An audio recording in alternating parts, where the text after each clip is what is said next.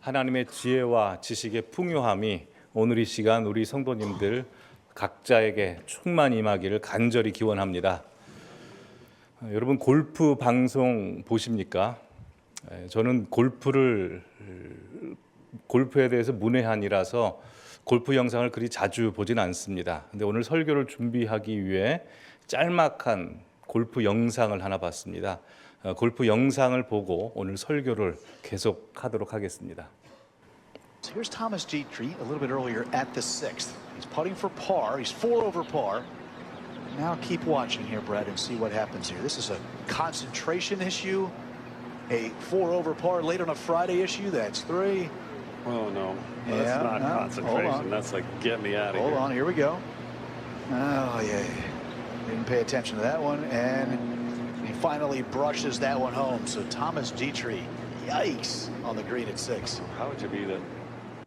이 영상은 작년 3월 2일 미국 플로리다주 팜비치에서 열린 PGA 남자 경기 중에 벨기에 출신인 토마스 디트리라는 선수가 2라운드 6번 홀에서 무려 6차례나 퍼트를 하는 그 최악의 실수 장면입니다.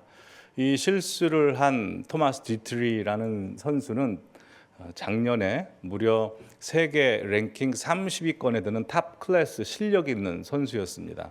근데 그 실력 있는 선수가 모두가 넣을 수 있는 거리에서 넣지 못하게 되자 순간적으로 화가 나버린 겁니다. 그리고 그 순간적인 자기 분노를 잘 컨트롤하지 못해서 연거푸 실수하게 되고 결국 탈락하게 됩니다. 그날 방송에서는 경기 우승자보다 이 토마스 디트리의 실수에 대해서 연일 화제가 되었고, 아무리 세계적으로 뛰어난 선수라 할지라도 자기의 작은 분노를 다스리지 못하면 어떤 결과가 발생하는지에 대해서 보도를 했습니다. 여러분, 근데 우리도 살면서 자주 그 분노의 감정에 사로잡힐 때가 많이 있지 않습니까? 근데 이 분노라고 하는 감정은 우리가 이걸 어떻게 다스리느냐, 어떻게 다루느냐에 따라서 지금까지 쌓아올린 모든 업적들을 잘 유지하고 지킬 수 있는가 하면 반대로 한순간에 무너져 버리기도 하죠. 또한 지금까지 잘 맺어왔던 관계도 더 깊은 관계로 들어갈 수 있는가 하면 반대로 그 관계가 한순간에 깨져버릴 수 있습니다. 특히 그 순간적인 분노를 참지 못하게 되면 평생 후회할 만한 가슴을 치는 그 비극적이고 비참한 일이 벌어지기도 하죠. 과거 실제 우리나라에서 있었던 일입니다. 결혼을 한 신혼 부부가 그랜저를 타고 강원도 산골 그 비포장 도로를 가고 있는데 앞에 액센트가 가로막고 있어서 추월을 합니다. 근데 추월을 하는데 먼지가 풀풀 날리니까 액센트에 타고 있었던 2명의 남성이 화가 난 거죠. 그래서 액센트에 타고 있었던 차가 이제 그랜저를 추월합니다. 자, 또 그랜저가 또 추월하고 이렇게 추월당하고 추월하기를 반복적으로 하자 이 액센트에 타고 있었던 운전자가 화가 나가지고 그랜저를 막아 세웁니다. 그리고 그랜저에서 내려서 액센트에서 내려서 트렁크에서 사냥용 엽총을 꺼내서 이 신혼부부를 살해하는 일이 벌어졌습니다. 그 사건으로 두 신혼부부는 죽고 이 2명의 남성은 사형 언도를 받고 감옥에 갇히게 됩니다. 이게 순간적인 분노를 참지 못해서 그날 세 가정이 완전히 파괴됐습니다. 뿐만 아니라 작년 5월 달에는 엄마에게 혼난 초등학생이 자기 화를 참지 못해서 자기 집에 불을 지르는 사건이 벌어지기도 했습니다.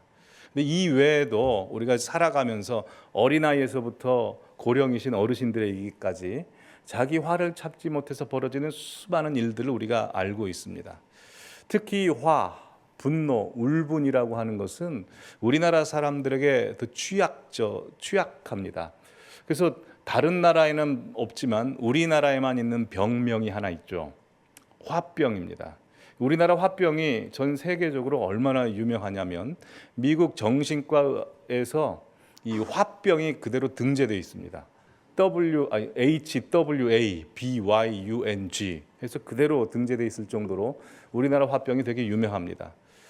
지난 4월 달에 서울대학교 보건대학원에서 우리나라 사람들의 마음에 얼마나 울분이 가득 차 있는지 조사를 했습니다. 결과를 보시면 우리나라 사람들 55% 정도가 지금 장기적인 울분 상태에 있다고 합니다.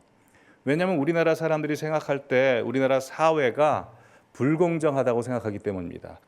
70% 이상이 그렇게 생각한다고 합니다. 특히 정치 사회 면에서 그렇습니다. 다음 화면 보여주시면 정부의 비리나 잘못 은폐, 또 정치 정당 부도덕과 부패, 안전관리로 부실로 인해서 초래된 참사들, 언론의 침묵, 왜곡 등등 이런 사건들을 보면 우리나라 사람들이 특히 분노지수가 올라간다고 하죠. 자, 그렇다면 오늘 이 시간 이 자리에 계신 우리 성도님들의 내면 상태는 어떠신가요? 혹시 우리 성도님들 중에 지금 장기적인 울분 상태에 계시는 분들 계십니까? 아마 우리 성도님들께서는 다 하나님의 사람들이시기에 장기적인 울분 상태에 계시는 분들은 거의 없으실 거라고 생각하지만 또 모르는 겁니다. 왜냐하면 지금 우리나라 사회에서 벌어지고 있는 정치 현안들이나 개인적인 풀리지 않은 많은 문제들, 해결되지 않은 문제들이 있으면 나도 모르는 사이에 내 속에 울분이 차오르게 되고 그 임계점을 벗어나게 되면 정신적인 증상이나 육체적인 증상으로 나타날 수 있기 때문에 그렇습니다. 그러기에 우리는 우리 내면에 있는 울분, 화, 분노를 잘 다스리고 관리해야 합니다. 근데 우리에게 분노, 화, 울분이 잘 다스려집니까? 그렇지 않죠. 내 내면에 있는 분노를 꽉 누르고 참으면 이것은 어느새 커다란 강력한 에너지가 돼서 분출이 됩니다. 반대로 내 분노를 좀 해소하고자 주변에 있는 사람들에게 있는 그대로 화를 표출시키면 주변의 모든 사람들이 불편해지고 관계가 파괴됩니다. 그래서 악한 사탄 마귀가 우리를 무너뜨리기 위해서 자주 사용하는 방법이 바로 이 분노와 혈기입니다. 아무리 훌륭하고 품격이 있는 사람이라 할지라도 사단이 넣어주는 분노와 혈기에 당하면 지금까지 일어났던 모든 것들을 순식간에 잃어버리기도 합니다. 대표적인 예가 모세입니다. 민수기 12장 3절 말씀 보시면 하나님께서 모세에 대해서 이렇게 말씀하십니다. 이 사람 모세는 온유함이 지면의 모든 사람보다 더하더라. 최고로 온유한 사람이라고 칭찬하십니다. 근데 민수기 12장 이후에 나오는 민수기 20장 보면 말씀 보시면 이스라엘 백성들이 40년 광야 생활을 거의 마칠 때였는데 그럼에도 불구하고 변화되지 않고 물이 없다고 불평하는 이스라엘 백성들을 모세가 보자 그는 그 혈기, 그 분노를 참을 수가 없어서 손에 들고 있는 지팡이를 가지고 반석을 2번 내리칩니다. 혈기를 부립니다. 그래서 민수기 20장 보시면 이 사건 때문에 하나님께서는 모세로 하여금 가나안 땅으로 들어가지 못하게 합니다. 모세가 얼마나 가나안 땅에 들어가고 싶었겠습니까? 근데 이 단 한 번의 화 때문에 혈기 때문에 그는 들어가지 못합니다. 오늘 본문에 나오는 다윗도 마찬가지입니다. 지난 시간 우리는 사무엘상 24장에서 다윗이 철천지 원수인 사울을 죽일 절호의 기회를 잡은 것에 대해서 함께 말씀을 나눴습니다. 다윗은 인간적으로 사울을 죽이고 싶었습니다. 사울을 죽이면 자신의 광야 생활은 끝납니다. 사울을 죽이면 자신의 인생을 망가뜨린 사울에 대해서 보복을 할 수 있습니다. 사울을 죽이면 자신을 도와준 무고한 제사장 85명의 죽음을 해소할 수 있고 정의를 실현할 수 있습니다. 그래서 다윗도 사울을 죽이고 싶었을 겁니다. 그러나 24장 6절 7절 말씀 보시면 다윗은 여호와의 기름 부음 받은 내 주를 치는 것은 여호와께서 금하는 것이다 라고 해서 죽이지 않습니다. 이 일은 다윗에게 있어서 굉장히 큰 일이죠. 근데 이 일이 다윗에게 딱 한 번만 일어난 게 아닙니다. 오늘 본문 다음 사무엘상 26장에도 보시면 똑같은 사건이 벌어집니다. 다윗이 하길라 산에 숨어 있을 때 사울이 그것을 알고 다윗을 죽이게 추격합니다. 밤이 돼서 잠을 자고 있었는데 다윗과 다윗의 신하 아비새가 그 사울을 발견합니다. 그러자 부하 아비새가 다윗을 죽입시다 라고 합니다. 그러나 다윗이 또 여전히 이렇게 말합니다. 내가 손을 들어 여호와의 기름 부음 받은 자를 치는 것을 여호와께서 금하신다. 그러니 그의 머리 곁에 있는 창과 물병만 가지고 가자 해서 사울 왕을 죽이지 않습니다. 다윗이 사울 왕을 죽이지 않은 건 정말 큰일입니다. 이 사건을 통해서 우리가 알 수 있는 것은 그 광야 생활하는 다윗을 하나님께서 품격 있게 아량이 넓게 예수 그리스도의 용서하는 마음을 그에게 담으신다는 것을 알 수 있습니다. 근데 참 희한하게도 사무엘상 24장과 사무엘상 26장 한 가운데 있는 오늘 우리 성도님께서 보신 사무엘상 25장에 나오는 사건의 다윗의 모습을 보면 이전에 보여주었던 넓고 아량이 있는 다윗의 모습은 온데간데 없고 자기 분을 참지 못해서 그대로 혈기를 부리는, 그래서 폭력적으로 변하는 다윗의 모습이 기록되어 있습니다. 자, 오늘 본문 설명을 드리겠습니다. 엔게디 광야에서 자신을 따르는 600명의 군사들과 나온 다윗은 마온이라는 갈멜 지역으로 갑니다.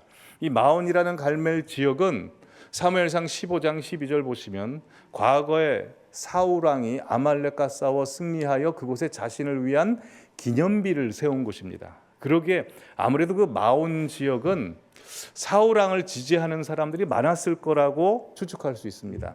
근데 그곳에 나발이라는 이름을 가진 사람이 있었습니다. 이름도 좀 이상하지 않습니까?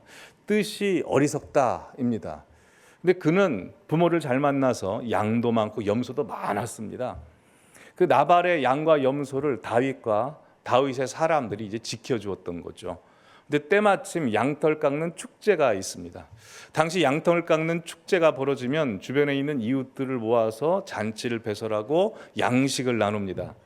600명의 사람의 생을 책임져야 했던 다윗은 이 축제가 있어서 자신의 부하를 나발에게 보내어 정중하게 양식을 좀 우리에게 달라라고 부탁을 합니다.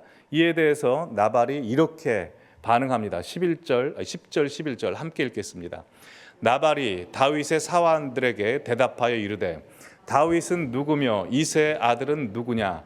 요즘에 각기 주인에게서 억지로 떠나는 종이 많도다. 내가 어찌 내 떡과 물과 내 양털 깎는 자를 위하여 잡은 고기를 가져다가 어디서 왔는지도 알지 못하는 자들에게 주겠느냐 한지라. 나발이 다윗을 무시합니다. 다윗을 모르진 않았던 것 같습니다.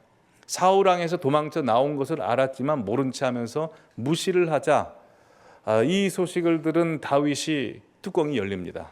그래서 내 당장 저 나발을 죽여야 되겠다 해서 군사 400인을 조직해서 이제 나발에게 갑니다. 그리고 이렇게 말을 하죠. 21절, 22절 같이 읽어보실까요? 다윗이 이미 말하기를 내가 이 자의 소유물을 광야에서 지켜 그 모든 것을 하나도 손실이 없게 한 것이 진실로 허사라. 그가 악으로 나의 선을 갚는도다.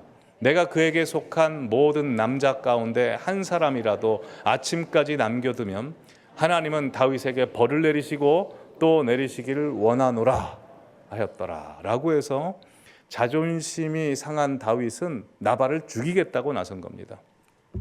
여러분, 분명 다윗은 아까 전에 더 큰 문제, 사울 왕은 용서해 주었습니다.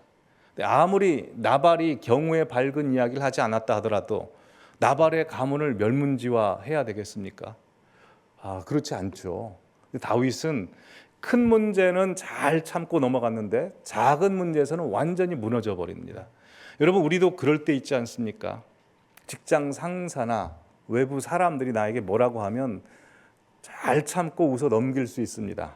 근데 집안에 와서 아내나 남편이나 형제들이나 부모가 뭐라고 하면 참지 못하고 버럭 화낼 때 있지 않으십니까? 안 그렇습니까? 네. 그래서 외부에서는 참 인격도 좋고 품성도 좋다라는 평가를 받지만 집안에서는 막 짜증도 쉽게 내고 불평도 할 때 있습니다. 우리가 인생을 살다 보면 모욕을 당할 때가 있고 억울함을 당할 때가 있습니다. 근데 그때는 의외로 우리가 정신을 차리고 기도하여 이걸 잘 극복해냅니다. 사소한 문제에서 우리가 완전히 무너질 때가 있죠. 왜 이런 일이 우리에게 벌어질까요? 왜 이런 일을 하나님께서는 다윗과 우리에게 허용하실까요? 그것은 치료자이신, 의사이신 하나님께서 우리의 깊은 것을 치료하시고 우리를 하나님이 원하시는 형상으로 만드시기 위해서입니다. 우리라는 존재는 너무나 연약해서 한순간이라도 정신을 놓으면 우리 속에 있는 것이 그냥 그대로 나옵니다. 그래서 화를 퍼부을 때가 있죠. 그러고 나면 꼭 후회합니다. 내가 그러지 말았어야 되는데. 나 원래 그런 사람이 아닌데 라고 생각하지만 그렇지 않습니다. 내가 원래 그런 사람인 겁니다. 작은 문제에도 조금만 상처가 나면 일희일비해서 한순간에 무너질 수 있는 존재입니다. 그래서 하나님께서는 우리에게 소중한 존재, 가까운 사람, 쉬운 사람 뿐만 아니라 내게 사소한 문제를 통해서 내가 어떤 사람인지를 알게 하시는 겁니다. 즉 큰 문제만 하나님께 맡기고 부탁해야 되는 것이 아니라 아주 작은 문제까지도 하나님의 은혜 속에 사로잡혀 있지 않으면 우린 넘어질 수 있는 존재라는 겁니다. 오늘 본문에 하나님께서 다윗의 깊은 것을 끄집어내시기 위해서 이 나발이라는 사건을 그에게 허용하십니다. 그래서 다윗은 자신이 어떤 존재인지를 알게 됩니다. 여러분, 다윗이 발견한 것은 무엇일까요?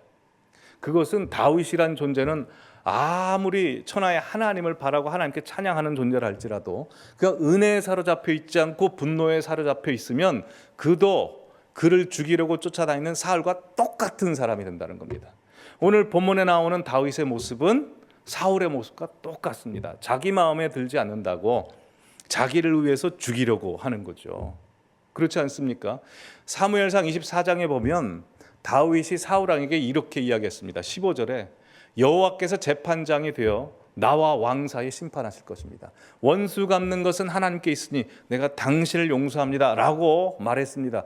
그랬던 다윗이 그 큰 문제에서는 이렇게 하나님 앞에 맡겼지만 작은 나발에 있어서는 자기가 재판장이 돼서 이 나발을 죽이겠다고 나오는 겁니다. 그러게 여러분, 우리에게 분노의 감정이라는 그 뿌리를 계속 추적해서 찾아가다 보면 뭐가 나오는 줄 아십니까? 우리 교만과 연결되어 있습니다. 다 우리 교만에서 분노가 나오는 겁니다. 왜 우리가 화가 납니까? 기준이 나이기 때문에 그렇습니다. 왜 우리 자녀들에게 화가 나죠? 자녀가 내 마음대로 따라주지 않기 때문입니다. 나는 내 자녀가 일찍 일어나서 학교 일찍 가고 열심히 공부하고 일찍 돌아와서 또 열심히 공부하고 자고 또 일찍 일어나서 그렇게 살아주기를 바라지만 자녀들이 그렇게 됩니까? 아니죠. 늦게 일어나고 게임하고 뭐 다른 데 정신 팔려 있어. 내 마음에 만족이 되지 않죠. 내 기준에서 벗어나니까 뭐 화가 납니다. 우리 아내나 남편도 그렇지 않습니까? 아내나 남편에게 화나는 이유도 아내가 바라는 남편이 있고 남편이 바라는 아내가 있는데 거기서 벗어나니까 자꾸 화가 나고 짜증이 납니다. 우리 자녀들도 부모에 대해서 그래서 화가 납니다.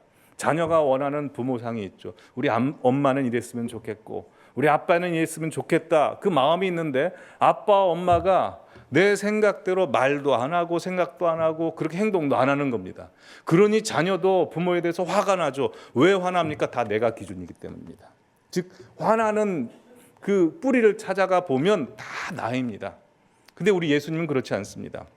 물론 예수님께서 공생의 생활을 하시면서 거룩한 분노를 표출하실 때가 있습니다. 근데 그 분노를 표출하시는 것은 예수님이 너무 화나셔가지고 그걸 참지 못해서 분노를 해소하시기 위해서 화를 내시는 것이 아닙니다. 우리 영혼을 깨우기 위해서 우리의 죄를 망가뜨리고 우리로 하여금 하나님 앞에 가까이 가게 하기 위해서 화를 내시는 겁니다. 그래서 예수님의 활동을 성경을 잘 보시면 우리라면 화냈을 그런 장면에서 예수님은 화를 내시지 않습니다. 예를 들어보죠. 마태복음 17장 24절에 보면 가버나움에서 이제 베드로에게 성전세를 받는 사람이 왜 너희 선생은 성전세를 내지 않냐라고 항의를 합니다. 자, 이 말을 듣고 베드로가 예수님께 찾아가자 예수님께서는 이것을 먼저 아시고 베드로에게 묻습니다. 베드로야, 세상 임금들이 세금을 받는데 그 세금을 내야 되는 사람들은 아들이냐 아니면 타인이냐? 당연히 타인이죠. 아들은 낼 필요가 없습니다. 즉 여러분, 예수님께서 성전세를 내실 필요가 있습니까? 없습니까? 없죠. 왜냐하면 예수님이 성전의 주인이시고 하나님의 아들이시니까요. 근데 성전과 관련 없는 사람이 성전세를 예수님께 내라고 하면 예수님이 화나시겠습니까? 화 안 나시겠습니까? 우리 입장에서 화나죠. 근데 예수님이 화내시지 않습니다. 그리고 27절에 이렇게 말씀하십니다. 우리가 그들이 실족하지 않게 하기 위해서 성전세를 내자라고 합니다. 누가 기준입니까? 다른 사람이 기준인 것입니다. 왜요? 우리 살려주시려고, 우리 구원하시려고 그러시는 겁니다. 그래서 다윗이 시편 103편 8절 9절에서 이렇게 고백합니다. 우리 함께 읽어보실까요? 여호와는 긍휼이 많으시고 은혜로우시며 노하기를 더디하시고 인자하심이 풍부하시도다. 자주 경책하지 아니하시며 노를 영원히 품지 아니하시리로다. 예, 하나님의 성품이 노하기를 더디하십니다. 노를 영원히 품지 아니하신답니다. 왜 그럴까요? 우리 살리시려고 그러시는 겁니다. 주님께서 노를 품고 계시면 우리가 살 수 없기 때문에 우리를 사랑하사 우리를 구원하시기 위해 노를 품지 아니하시는 겁니다. 그래서 하나님께서는 우리 역시 하나님의 성품을 다루는 자로서 우리도 분을 내지 말라고 이렇게 말씀하십니다. 에베소 4장 26절 27절 함께 읽겠습니다. 분을 내어도 죄를 짓지 말며 해가 지도록 분을 품지 말고 마귀에게 틈을 주지 말라라고 하십니다. 하나님은 아십니다. 우리에게 분이 날 수밖에 없다는 것, 화를 주체할 수밖에 없다는 걸 아십니다. 그런데 분을 끝까지 내지 말라고 합니다. 왜냐하면 죄를 지을 수 있고 마귀에게 틈을 줄 수 있기 때문입니다. 즉 우리가 화를 내지 말아야 되는 이유는 하나님과 우리 사이가 멀어질 수 있기 때문에 그렇습니다. 여러분, 암탉이 달걀을 품으면 그 달걀에서 뭐가 나옵니까? 병아리가 나오죠. 독사가 독사를 품으면 뭐가 나옵니까? 독사가 나오죠. 우리가 분노를 품으면 우리 안에서 뭐가 나올까요? 죄가 나오고 마귀가 나온다는 겁니다. 그래서 하나님께서는 우리 보러 분을 품지 말라, 분을 잘 다스리라 라고 말씀하셨습니다. 자, 그렇다면 우리가 이 분노를 어떻게 다스릴 수 있을까요? 오늘 25장을 통해서 세 가지로 함께 나누겠습니다. 첫 번째로 분노의 감정이 우리를 사로잡을 때 우리가 해야 되는 것은 첫 번째로 아무것도 하지 말아야 됩니다. 액션을 취하지 말아야 됩니다. 오늘 본문의 다윗을 보십시오. 화가 났습니다. 그리고 그가 액션을 취했습니다. 그 액션은 누구를 향합니까? 나발을 죽이는 겁니다. 죄를 향합니다.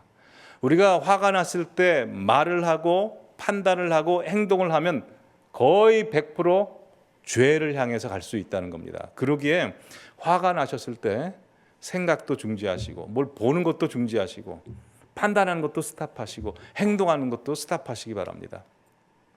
그 미국과 캐나다의 정신의학자들이 쓴 책이 있습니다. 보시면 또 화내고 늘 후회하고 있다면 이라는 책입니다. 그 제목이 와닿지 않습니까?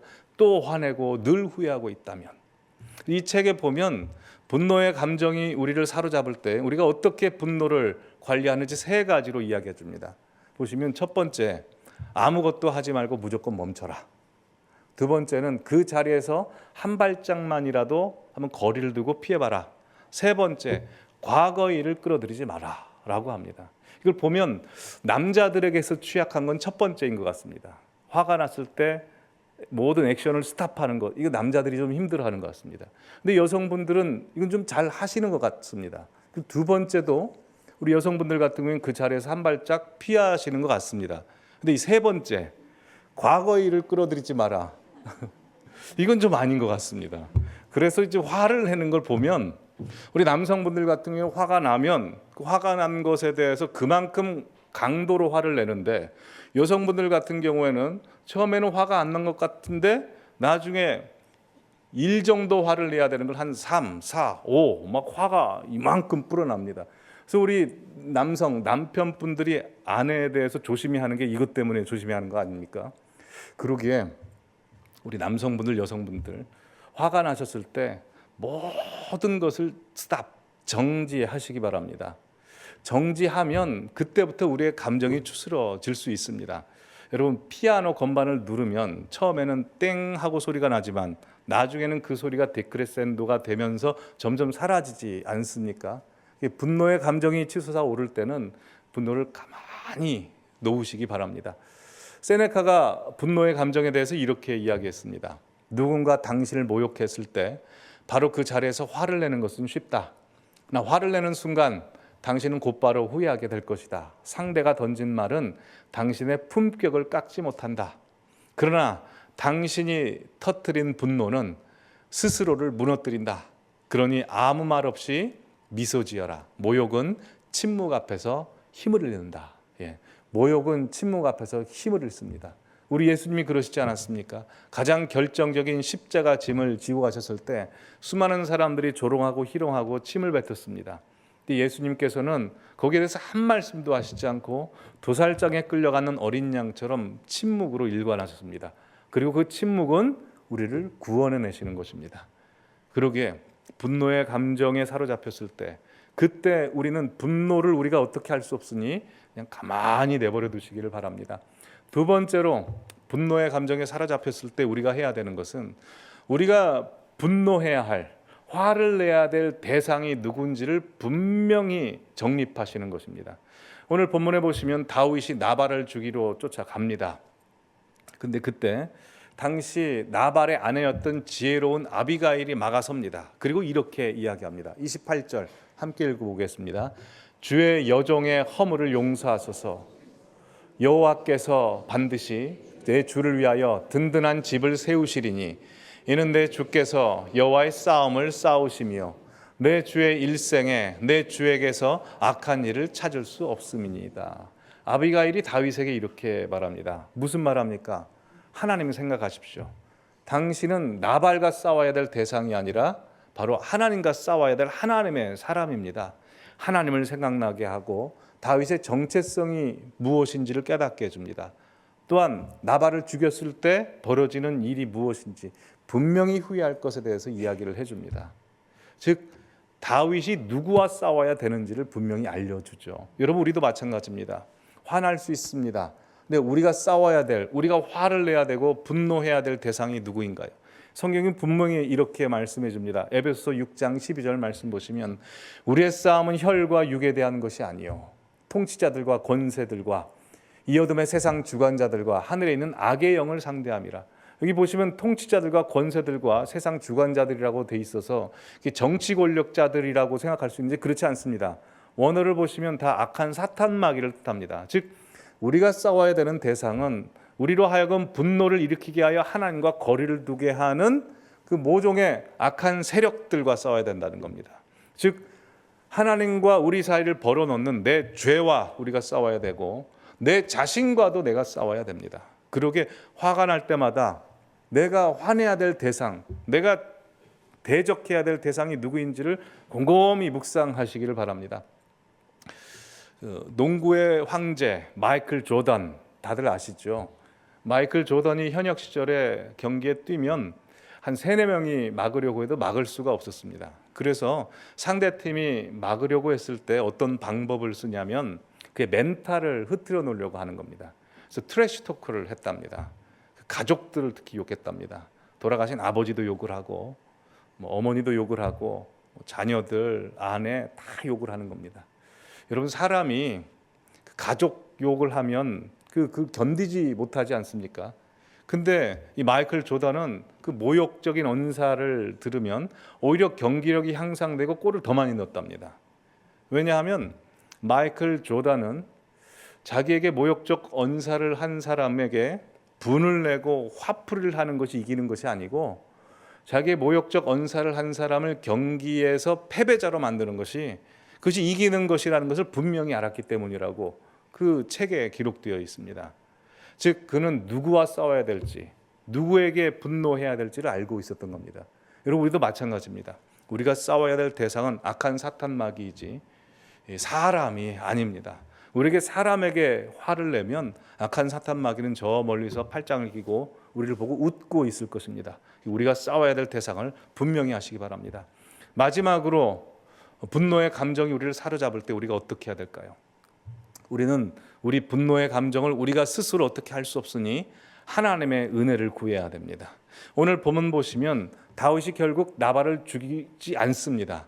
근데 나발을 죽이지 않은 것이 다윗이 잘한 것이 하나도 없습니다. 하나님께서 아비가일을 보내주셨기 때문에 그렇습니다. 다윗이 이것을 압니다. 그래서 32절, 33절 보시면 다윗이 아비가일에게 이렇게 말합니다. 오늘 너를 보내어 나를 영접하게 하신 이스라엘 하나님 여호와를 찬송할지어다. 다윗이 아는 겁니다. 아, 하나님께서 나로 하여금 죄를 짓지 않게 하기 위해서 아비가일을 보내셨구나. 그래서 또 내 지혜를 칭찬할지며 또 내게 복이 있을지어다. 오늘 내가 피를 흘릴 것과 친히 복수하는 것을 네가 막았다라고 고백하는 겁니다. 여러분 우리도 마찬가지입니다. 우리가 일상을 살면서 하나님께서 여러 가지 방법으로 우리가 죄를 지을 것을 막으시는 겁니다. 두 부부가 격렬하게 싸웁니다. 그렇게 격렬하게 싸우고 있으면 저쪽 방에서 아기가 울죠. 아기가 왜 울까요? 하나님께서 아기 울음을 통해서 말씀하시는 겁니다. 너희 부모다. 내가 이 소중한 아이 너에게 청지기로 맡겼다. 그러니 너희들 싸워야 되겠니? 너희들은 싸워서는 안 된다. 이 아이 잘 길러야 되겠지 않니? 라고 말씀하시는 거고요. 석양이 지는 노을을 보여주시면서 우리에게 이렇게 말씀하십니다. 너희 삶 그렇게 길지 않다. 너무나 짧다. 화내고 미워하고 시기하고 질투할 시간 없다. 사랑해도 너무나 모자란 시간이다. 그러니 서로 사랑해라, 참아라 라고 말씀하시는 겁니다. 또한 푸르른 녹음을 통해서도 우리에게 말씀하십니다. 나는 너희가 생명력이 있길 바란다. 항상 행복하기를 바란다 라고 주님께서는 여러 가지 방법으로 우리가 화날 때, 우리가 죄를 지으려고 할 때 말씀해 주십니다. 그렇지 않습니까? 일상 속에서 한번 보십시오. 내가 죄의 유혹에 빠지려고 할 때, 화를 내려고 할 때 분명 주님께서는 막으시려고 여러 가지 사인을 주십니다. 그리고 그 사인을 잘 들으시기 바랍니다. 그 은혜는 항상 우리에게 있기 때문에 그렇습니다. 중국 선교하시는 분이 실제로 경험하신 것입니다. 한 1900 초반에 있었던 일인데요. 배를 타고 이제 선교 여행을 떠나기 위해 협곡을 가는데 물살이 너무나 빠른 겁니다. 근데 100m 앞에 암초가 있었습니다. 물살이 너무 빠르기 때문에 배를 되돌릴 수가 없습니다. 그래서 그것을 본 이 선교사님이 너무나 급박해서 눈을 감고 하나님 앞에 기도합니다. 하나님 제발 도와주십시오. 하나님 은혜를 부어주십시오. 한참 기도하고 있는데 이 배가 암초에 부딪힐 시간이 지났음에도 불구하고 배가 계속 가고 있는 겁니다. 그래서 눈을 떠서 뒤를 보니까 그 물의 수위가 갑자기 불어나가지고 그 암초를 넘어가게 된 것입니다. 여러분 우리도 마찬가지입니다. 우리 인생에 분노라는 암초, 죄의 유혹이라는 암초가 우리 앞에 있습니다. 그걸 이길 수 있는 능력은 우리에게 없습니다. 하나님의 은혜가 막 부어져 버리면 그 은혜 수위가 넘어서 그걸 극복할 수 있게 되는 것입니다. 그러기에 어떤 분노, 어떤 유혹, 나를 무너뜨리는 어떤 시험이 다가올 때마다 하나님의 은혜를 간구하시기 바랍니다. 그 은혜가 우리에게 주어집니다. 마지막으로 사진 한 장 보시겠습니다. 예. 이 사진의 제목은 엄마는 반드시 돌아온다입니다. 예. 이 아이가 대자로 뻗어서 바닥에 그냥 누울 수 있었던 이유가 무엇일까요? 엄마는 날 놓을 수 없다. 엄마는 날 이길 수 없다. 이거 아닙니까? 예. 이 사진 뒤에는 아마 엄마가 와서 그 아이를 이렇게 세웠겠죠. 우리도 마찬가지입니다.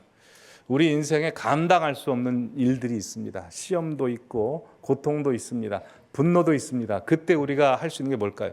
내가 그거 못 이깁니다. 우리가 못 이깁니다. 그냥 대자로 누우십시오. 그럼 우리 하나님 반드시 오셔서 모든 문제 해결해 줄 믿습니다.